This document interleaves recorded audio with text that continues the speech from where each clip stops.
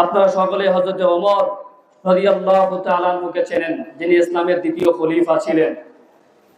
হযরত ওমর রাদিয়াল্লাহু তাআলা আনহু এমন একজন খলিফা ছিলেন, তেনার রাগ সম্পর্কে আমরা সকলেই জানি।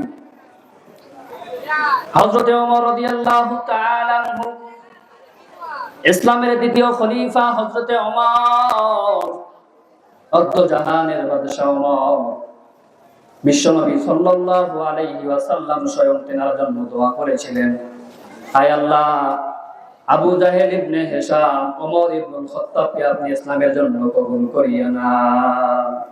এবং হযরত ওমর রাদিয়াল্লাহু তাআলা আনহুকে ইসলামের জন্য কবুল করিয়া নেয়।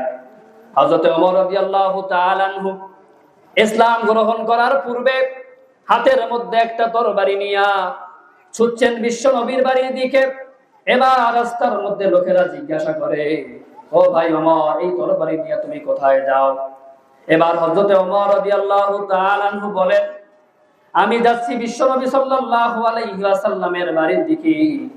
আমি বিশ্বনবীর গর্দান কাটার জন্য বিশ্বনবীর বাড়ির মধ্যে যাইতেছি। এবার রাস্তার মধ্যে সমস্ত লোকেরা বলে, ওমর, তুমি বিশ্বনবীর কাল্লা কাটার আগে তুমি তোমার বাড়ির মধ্যে যাও। বাড়ির মধ্যে খবর নিয়ে দেখো তোমার বোন এবং তোমার বোন জামাই সেই বিশ্বনবীর কালেমা পড়ে মুসলমান হয়ে গিয়েছে। এবার ওমরের মাথায় রাগ উঠে গেল। যিনি ইসলামের দাওয়াত দিচ্ছেন, ইসলাম প্রচার করতেছেন, তার গর্দান কাটার জন্য আমি তার বাড়ির দিকে যাচ্ছি, কিন্তু অথচ আমার বোন এবং বোন জামাই সেই নবীর কালেমা পড়ে তারা নিজেরাই মুসলমান হয়ে গিয়েছে।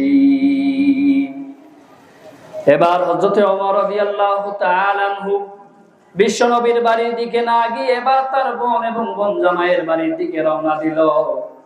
এবার সে তার বোন এবং বোন জামাইয়ের বাড়ির মধ্যে গিয়া দেখে আয়াতগুলো সে তেলাওয়াত করতেছে। এটা হযরত ওমর রাদিয়াল্লাহু তাআলা আনহু শুনতে পায়। হযরত ওমর রাদিয়াল্লাহু তাআলা আনহু শোনার পর তার বোনকে জিজ্ঞাসা করে, তুমি এটা কি বলতেছো?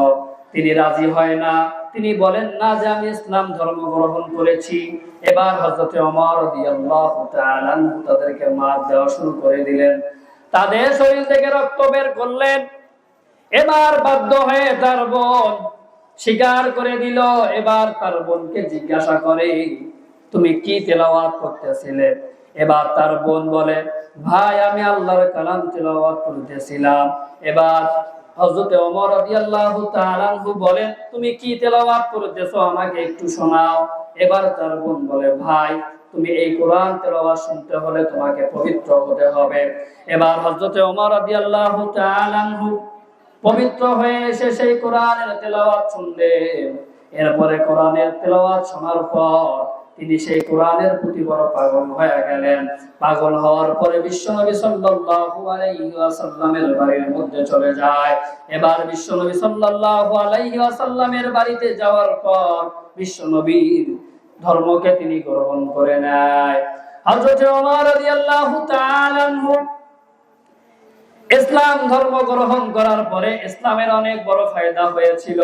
এই জন্য বিশ্বনবী সাল্লাল্লাহু আলাইহি ওয়াসাল্লাম ওমর ইবনুল খাত্তাবের জন্য দোয়া করেছিলেন, যাতে তিনি ইসলাম ধর্ম গ্রহণ করলে যেন ইসলামের অনেক বড় যেন ফায়দা হয়।